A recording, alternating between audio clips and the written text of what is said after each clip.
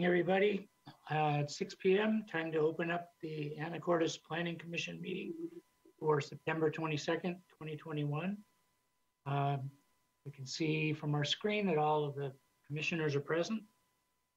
Has everybody reviewed the draft minutes of September 8th? And are there any questions or comments? None being heard. Any correspondence, Mr. Meismer? Mr. Chair, no correspondence. Sorry. Very no well. correspondence other than that related to the items on the agenda. Very well. We'll proceed to new business, ordinance 3091, resolution 3043 related to daycare permitted use in the R4 zone. Does the staff have a presentation tonight? Yes, Mr. Chair. Thank you. Commissioners, members of the audience, for those out there in our virtual world. So the City Council adopted interim ordinance 3091, July 12, 2021, which would allow for a daycare 2, which is defined as a daycare with more than 12 adults or children in a 24-hour period as a permitted use in the R4 use zone. It's currently listed in the table in AMC 1941-040 as a conditional use permit. And as the commissioners are aware, a conditional use permit is a very lengthy process and can be financially burdensome on those folks who are trying to do a daycare too. And so the council decided, okay, we're going to have this interim ordinance. We're going to say that they're allowed outright and they don't need to go through the conditional use permit process. Then council at that point has directed staff to bring this to the Planning Commission, the community, to determine what the potential impacts might be, and then a recommendation to the City Council on whether there should be some, bookends on building size and things like that, or parking, drop-off zones, etc. So I have a brief PowerPoint. I will start sharing my screen and see how that comes out. Can you see my screen? Yes. Yes.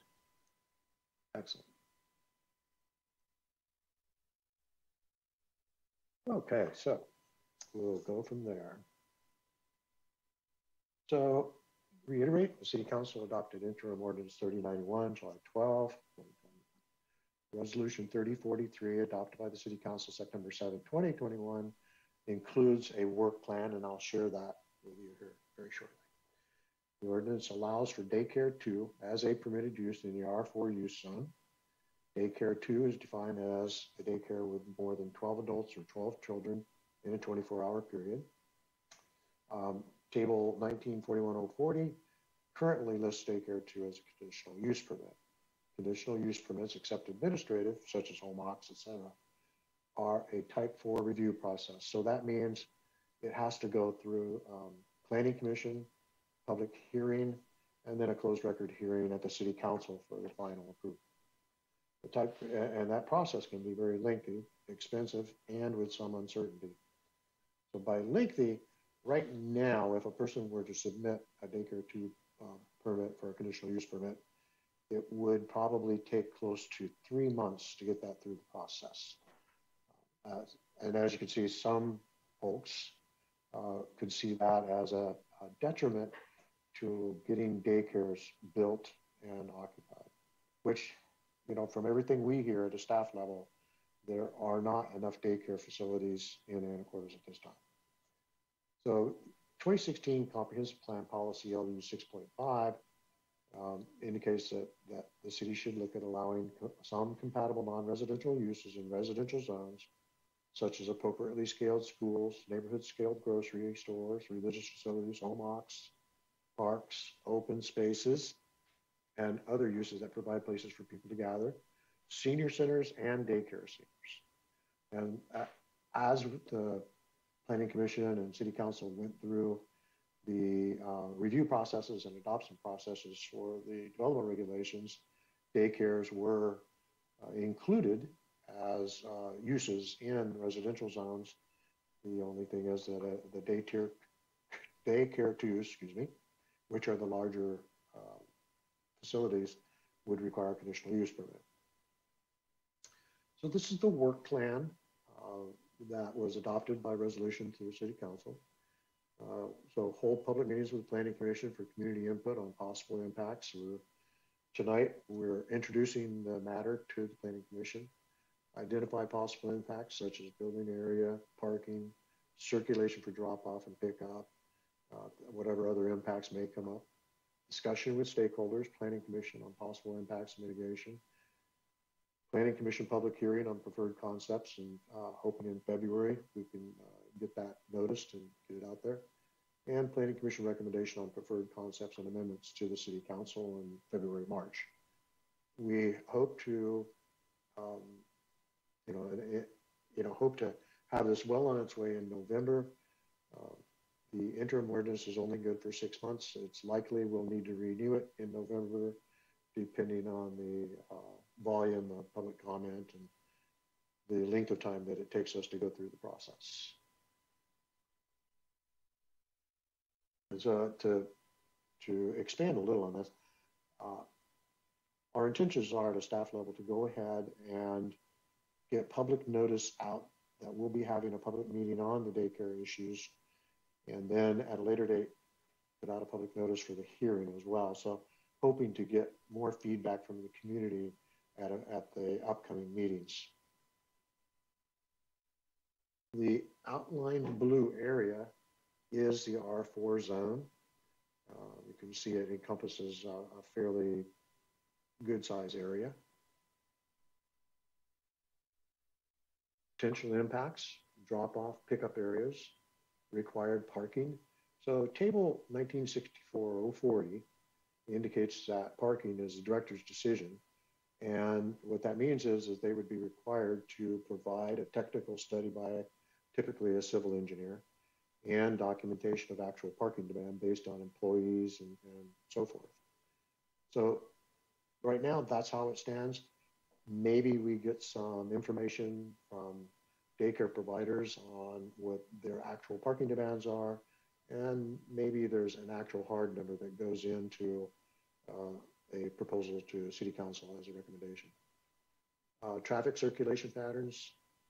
Each site's probably going to be a little bit different, but this is something that I think needs to be discussed. Building size in a residential neighborhood. There's currently no maximum building size for a daycare too. And so it could be a 2,000 square foot, or it could be a 10,000 square foot building. Maybe there needs to be a bookend on that. Building design, materials, articulation, and massing are all dealt with through chapter 19.63. And I think that there are some very good ideas there. And I'll pull some of the requirements out at a future meeting, and we can have that conversation as to whether or not building design may need to be addressed in a different manner. Upcoming process, public meetings to hear from the community, and I will be getting the word out to folks like the Family Center. They have intentions of building a daycare too. And so I want to hear from them, and I think the commissioners would like to hear from them as well as the community on their thoughts on daycare and parking and the various issues. We would then at some point develop some draft code amendments, and then SEPA, have a public hearing on the code amendments, and then eventually a recommendation to the City Council for their review. And that is the extent of my PowerPoint. And again, this is just a brief introduction on the daycare issue so that we can hopefully get started on gathering information. Our staff at the planning department will be working with some of the daycare providers to gather information from them. And we'll start getting some notices out on our website to the community so that they can get involved as well. If there are any questions, I'd be happy to try and answer those. Mr. Chair. Frank? What constitutes, Don, and maybe it's not part of this plan, but these are called daycare. What are the hours that would fall in? And I'm thinking that there's going to be some people wanting it not to be too early because of noise, traffic flow. what are the hours that constitute a daycare operation? It could be 24/7. So an operator could, in fact, operate a daycare, 24 hours a day. Right now, there are no restrictions on the time. Can I make a comment? As someone who has kids and is very well aware of daycares and times, just like a thought that if you require a parking study, I also am someone who used to sit in a chair and require parking studies. I know how much they cost, and that like completely nullifies the idea of trying to not make this conditional use. You might as well make it conditional use because you just charge them $5,000 to have a personalized parking study. So I would just put out the comment that might utterly destroy what the intent of this was. And my kids are through the garden gate, and she staggers her pickup and drop off times because right now she has 2 pods because it's COVID. It's in her best interest that parents, get in and be able to park. And her location is difficult because she's on a busy highway. It's not ideal. She's a great daycare provider. But my thought here, I do have a point. My thought here is maybe if applicants had some kind of parking plan, and if they agreed to stagger pickup and drop off times, and you could kind of coordinate that with available spaces. I mean, as someone who has done parking studies, it's not hard math. I mean, this is really basic math. Like you have this many students and their parents are coming at this time, so you know how many parking spots that's going to be. And so if you had some kind of written parking study that I agree to, stagger this many for this many parking spots, and maybe you do go to the Institute ITE, which does, general ones. As someone who uses that, sometimes it's good, sometimes it's not. If they're done in Kansas or something, it feels like not that great of a study. But you could also go to a consultant, Transpose, who we used to use, and get a bunch of different studies. It just feels like if we require people to pay that much, you might as well have a conditional use permit. So there are more creative ways to possibly deal with this. Thank you. If I could add to that a little bit, we have a Montessori school next to us, and they have, I believe, a maximum of 12 students. It's not so much parking as drop off and pickup. And informally, locally, we have an agreement that we just don't park vehicles on our street in front of our house, because that's where everybody travels through to get to the daycare. So perhaps asking something about an impact and some discussion with neighbors in lieu of a formal parking study might be a way to consider doing that. Gary, did you have your hand up?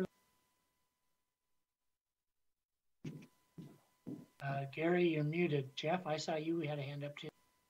Yeah, thanks. Hey, Don, could you briefly go through the process again of what the difference would be if we required a conditional use permit for a daycare too in this R zone area, and how it would flow if we didn't require a conditional use permit for the R2 flow? What would the developer have to provide and not have to provide if the two were to? I can do that.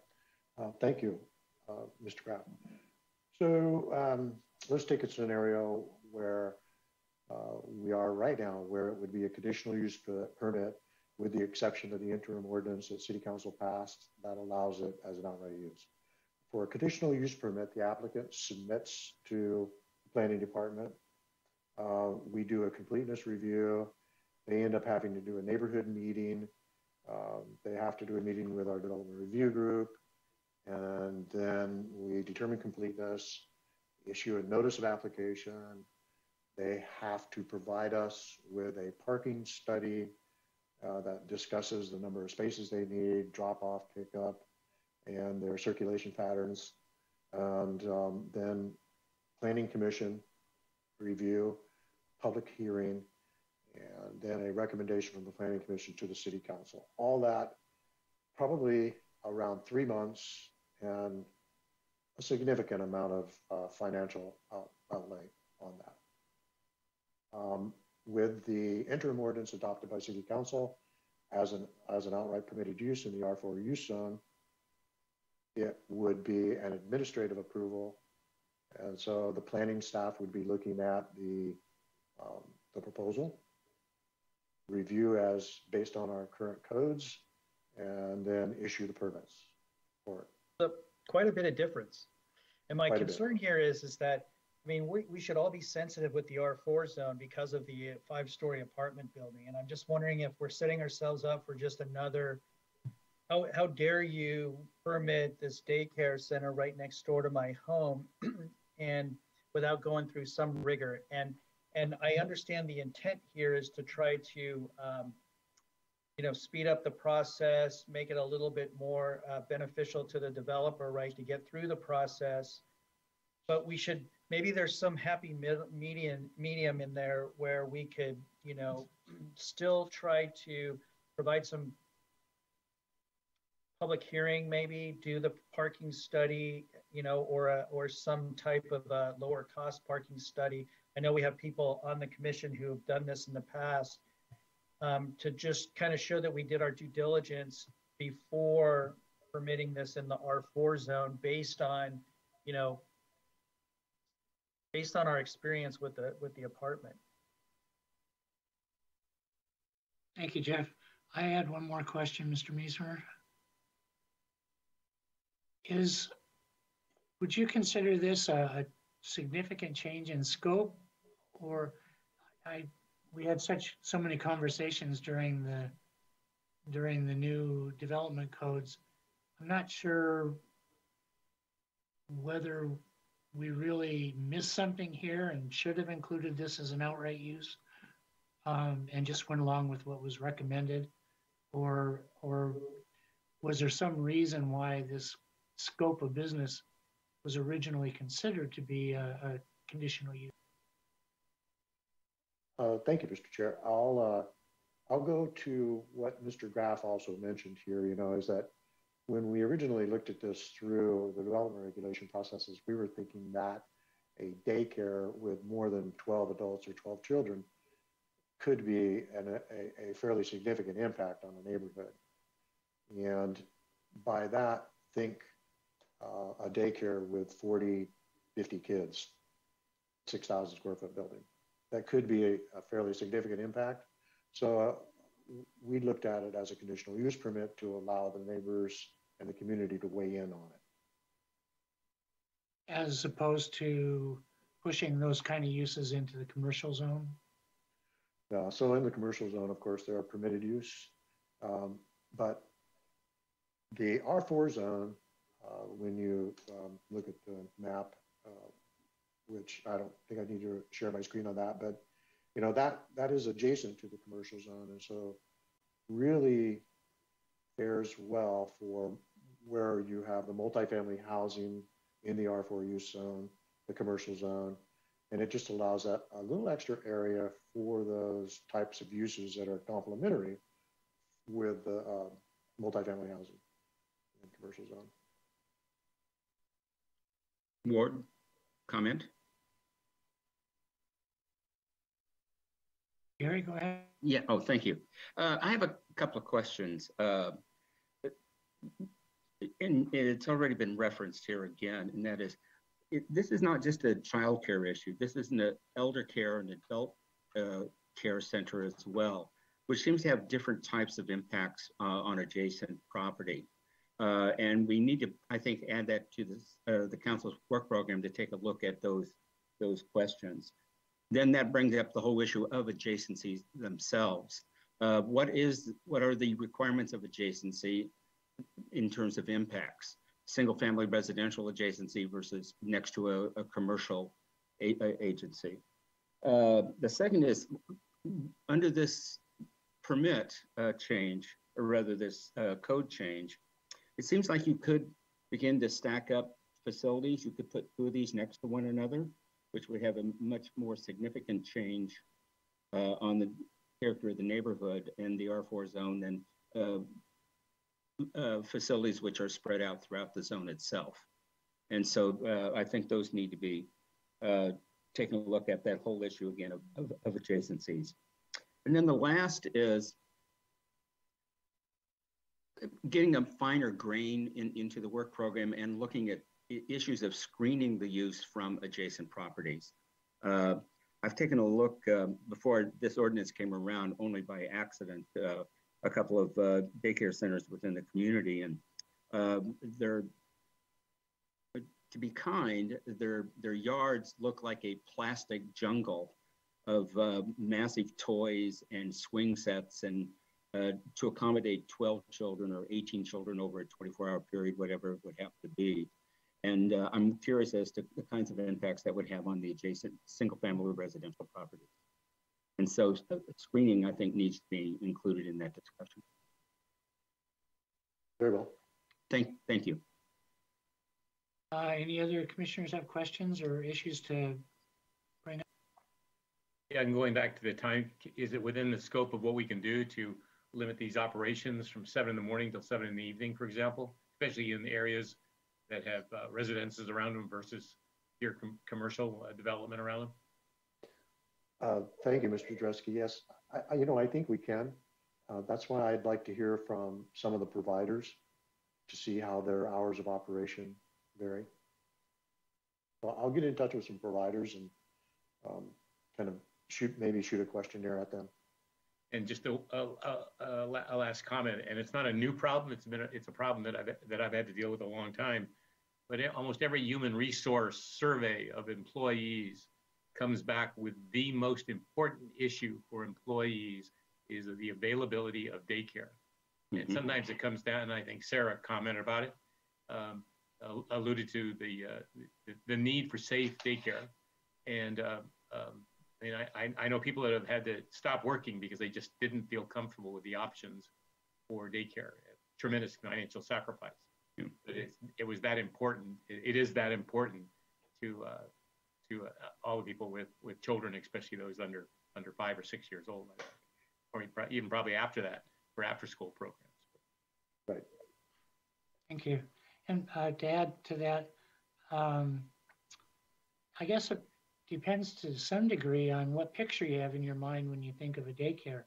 Is this a standalone building that is strictly used for that purpose and only during the certain hours?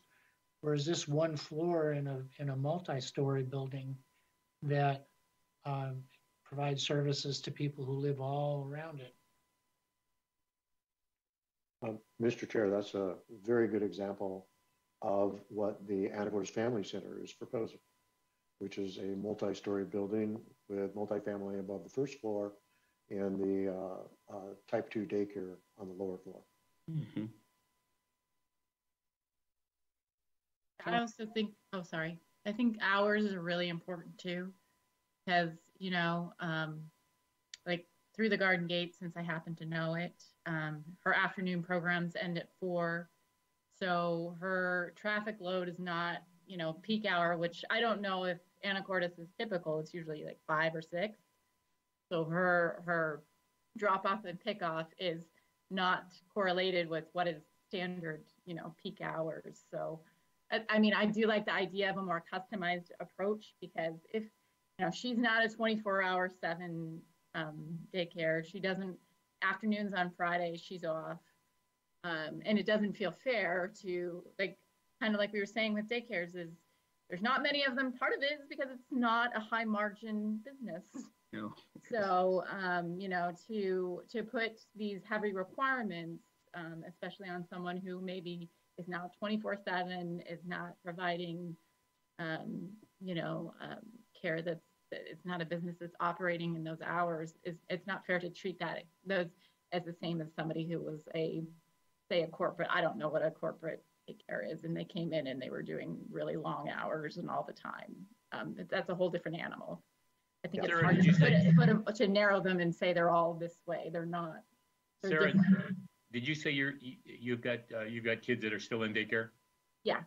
Okay, being old and a long time since I had to worry about what it cost, what does it cost for decent daycare? And I imagine there's a range. Ward City's got a Montessori next door. You know, it's super range. I mean, when we moved here from California because the cost was astronomical. So I think, you know, I pay for half days for my daughter. It goes for a half a day, 5 days a week, and it's about $500 a month for 5 days. So it's, you know, and that's not full-time care. And, you know, it depends. If you're in a big city, it can be way more than that. So, okay. But you know, it's also about like, kind of like we were saying about quality care. Like, right. You know, you want to feel comfortable with where you're dropping off your kids and that kind of thing. But, you know, she does hers as she divides it up into different hours and different programs. So I don't, you know, if you're a working parent, you have to piecemeal things together.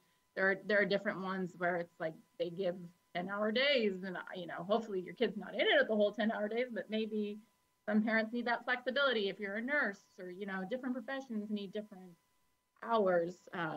But I'm just trying to point out that there's different kinds of ones. There's ones that have, you know, half-day programs, and there's ones that have full-day programs. And you know, when you allow something outright permitted, which I'm not entirely opposed to, because I know how, you know, low revenue these are, is that it's hard to, the hard thing with doing outright permitted is you're trying to squeeze everyone into the same circle, right? You're trying to say everybody's the same. And they're not necessarily, and maybe if you had a parking plan or a traffic plan that was approved, that would be a way to customize it. But it is what makes it difficult, because they're all different. And when I lived in California, the daycare we had our kids at actually was a nonprofit, I think, because and then parents were on the board, and that's how you dealt with it. But it was double the cost of what I pay now. It's hard, you know. You don't, and I want the people who are paying my kids to be paid well. So it's a hard thing. I don't want to say that I'm opposed to paying for daycare, but I do understand that this is not like a business that has high profit margins. Thank you. I see Linda has her hand up, and followed by Jeff. Mr. Chair, I just have a question for Mr. Miesemer about the definition of daycare. I see the definition in terms of numbers, but is there a definition related to ages? For example, would the Boys and Girls Club be classified as a daycare?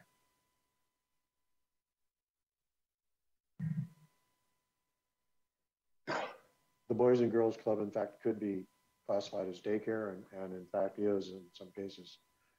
They could also be classified as a preschool. You know, I'd have to go back and look at the definition. I don't have that with me right now. The daycares with not more than 12 are allowed as a permitted use in any zone by state law. It's once they get over 12 that there are more regulatory measures that are put on them. But I will confirm definition for adult daycare through the Washington State regulations, as well as child daycare.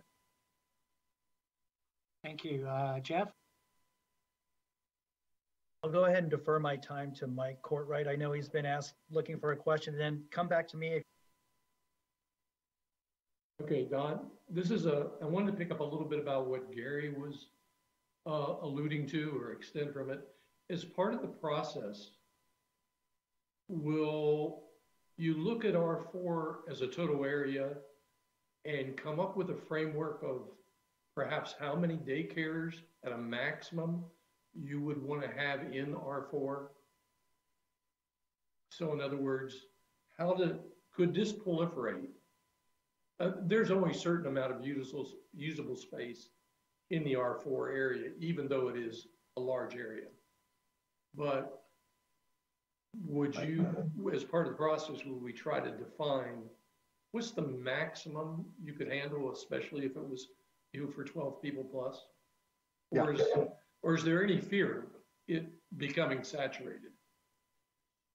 I don't know that there's really any fear of saturation, though I think that it is a good idea to look at what kind of bookends the planning commission might want to recommend to the city council.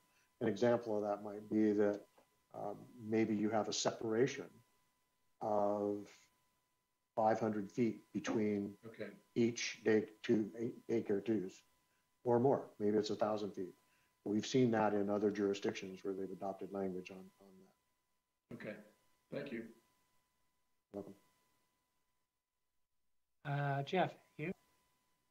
Yeah, I just like to say, I don't think anyone doesn't understand the importance for daycare and the need for daycare in Anacortes. I think my biggest concern is whether or not we want to allow the city to permit a large daycare facility in the R4 zone without going through some type of a review process other than, a little more than the administrative process, something less than the current conditional use process. I know the city is looking at various different options for bonus height, in the R4 zone. And I'm wondering if maybe that's something that we should consider, where maybe there's certain areas in the R4 zone where we can allow a daycare two to be permitted through the more expedited administrative process. But if they elect to go anywhere else in that R4 zone, they have to still go through somewhat of a conditional use process. Yeah, I think I'm hearing some interest in making it easier than a conditional use, but still somehow including conditions. And I'm wondering what administratively could be done within the code to make that work.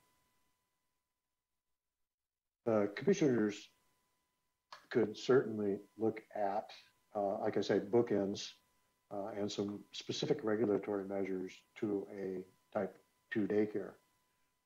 And as Mr. Graff mentioned, we could certainly look at, specific areas that might be more accommodating to a daycare 2 than others. And I can bring some maps forward and more information in regards to that as well. Well, these are great questions. Presumably they'll start informing some of our proceedings, and I'm looking forward to getting input from the community and especially from some of the local daycare providers and daycare client customers. Do any other commissioners have questions or issues tonight?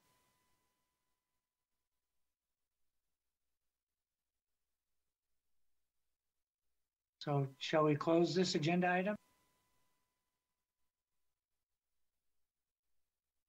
Is there any old business? Chair, did you want to see if there anybody from the public had a comment? Thank you for the reminder. My miss on that. Go ahead. Looks like we do not. We have one attendee, but no hands raised. Thank you, Mr. Arkley. I appreciate that.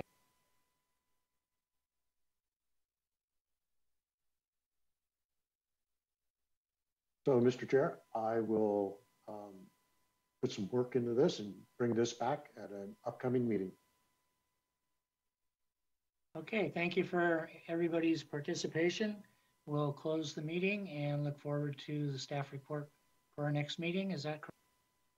I'm not sure it's going to be the next meeting. Some future meeting then. Thank you so much. Yes, thank you. Thank you Good night, all. all. Good night, all. Good night.